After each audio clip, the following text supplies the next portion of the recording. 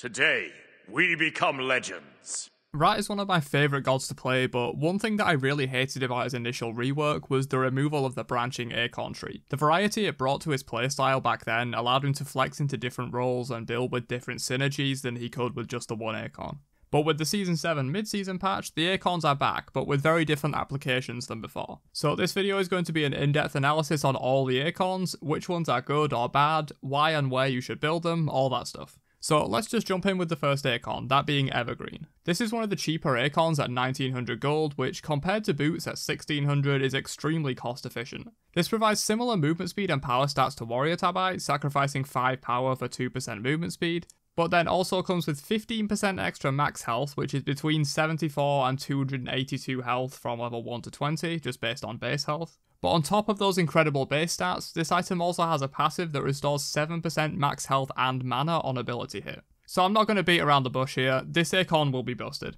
I'm calling it before it's even released. If this Acorn gets through PTS without changes, Rat will definitely be viable in solo because of it.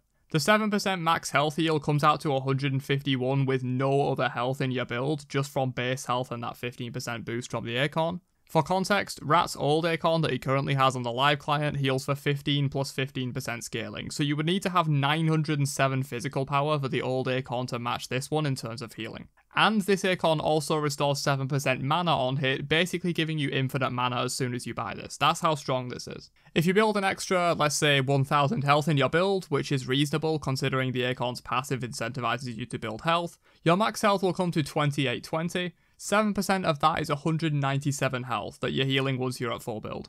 And I'm pretty sure there's no cap on hitting multiple people with this, so if you AoE 3 people in the enemy's backline, you're healing for close to 600 per ability. And if you're on maybe 1000 mana, you're also getting back 70 mana, which basically refunds the cost of your abilities. It's almost like Gladiator Shield on Arthur in that way. Yeah, this Acorn is basically old Glad Shield but on steroids. The only thing I can see causing this Acorn to not be completely broken is if people slam him with anti-heal, but if the enemy team are forced to buy subpar items just to counter your solo laner, it's probably okay, as long as you don't pick him with like another healer on your team. If I was rating these Acorns, I would give this a 9 out of 10. Insanely powerful, but it does have counters. Okay, moving on to Acorn number 2, the Thickbark Acorn. This one provides 25 power, 20% movement speed, 15% protections, and a smaller version of the previous Acorn's passive at 3% max health and mana instead of 7%, while also giving you a double cast on Flurry and making it a protection steal instead of just a protection shred, so you gain those protections. So in a late game scenario, this item is looking at 25 power, 20% speed, 30 of each protections, assuming you're already at 200 of each protections, healing for about 75 per ability, assuming 2500 HP, while giving you a double cast on Flurry and gaining 24 physical protections when you use Flurry. So actually, I think this is one of the weaker Acorns, but that just shows how strong these all are. For 1900 gold, the stats this item gives is insane. It's slightly lower damage than some of the other options, but giving extra prots plus the healing and double cast of Flurry really makes up for that. The only reason I'm not saying this Acorn will be super strong is that it's a bit hard to justify buying this over Evergreen, especially in solo. They're both aimed at tanky Rat builds, but I personally think this one will be overshadowed by Evergreen in solo lane. The sustain is just too valuable for the laning phase in solo, even if it's more easily countered in teamfights than Thickbark is. I'm not sure what the status is on selling your Acorn. You can currently do it with old Rat, but I'm not sure if you'll still be able to do that with the new kit.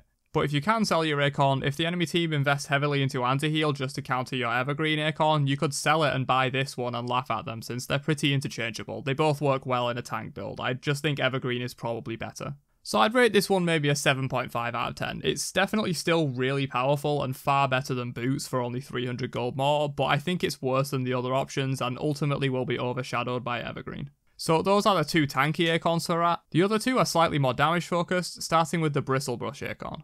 This one, along with the next one, are 2050 gold, so 150 gold more expensive than the tank Acorns and 450 gold more expensive than Boots. Bristle Acorn provides 45 power, 20% speed as usual, 20% crit chance, and a passive that his dash deals 40% more damage and can crit, while also giving 10% lifesteal and 10% basic attack damage for 6 seconds when he hits an enemy with dart. So the stats on this one are absolutely nuts for the cost.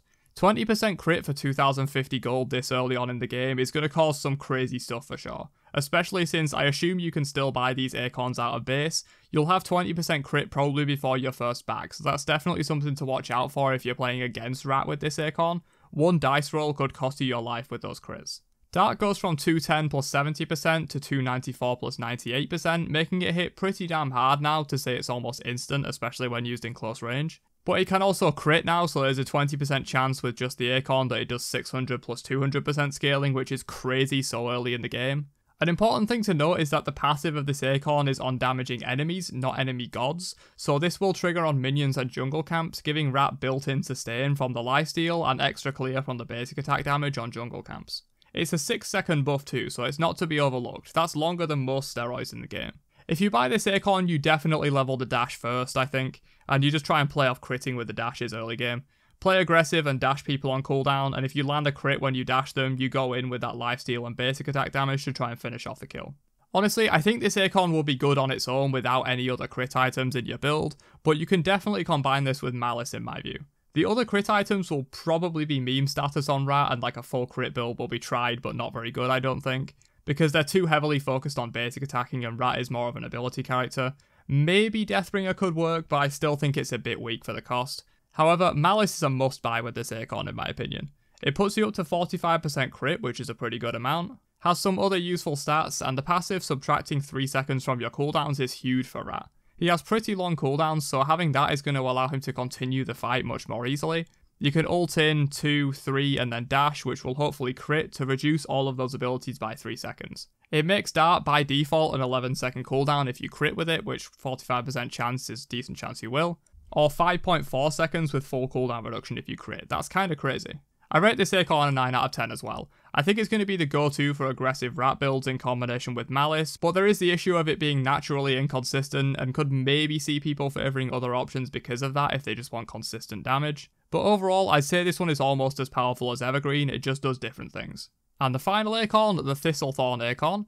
This one costs 20-50 gold again and gives the same 45 power and 20% speed as Bristle Brush does. And this Acorn is the only one that doesn't come with any additional base stats. The others have 15% health, 15% protections, or 20% crit. This one has no other base stat, which is kind of weird. However, the passive is pretty crazy, making Acorn Blast shoot 5 Acorns instead of 3 and increasing the damage enemies take by 5% per Acorn up to 15% total for 5 seconds. So this passive actually makes it far easier to land Rat's stun outside of point blank range. You can actually hit it from a small way away now, like slightly outside of auto attack range, instead of needing to be literally embracing their mid laner to get that stun. Plus, you're almost always going to get that full 15% damage increase, which makes your other abilities that you use after this one hit a lot harder. The fact that this one specifically has no other base stats while the rest do makes me think Titan trialed these Acorns and found this one to be the best, hence no extra stats. That's my only explanation for it really. If you hit all 5 Acorns with this, you'll be doing 358 plus 110% scaling, which is really solid damage for a basic ability. And it also makes the stun much easier to hit, so I can see why this passive would be considered better than the others. Whether or not that's worth having worse base stats than the rest of the Acorns, I'm not sure though. If this one came with 10% cooldown as a base stat similar to the other Acorns, I think it would definitely be one of the better ones. But the stats are kind of bad compared to the other options, and the passive, while really good, doesn't make up for that fully in my opinion.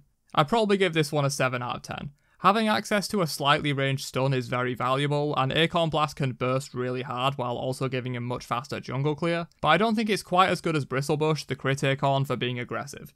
Although it is far more consistent, so I guess we'll see what people favour going forward. Higher maximum potential with the crit Acorn, but a bit of inconsistency, or a slightly more consistent option with this one, we'll see.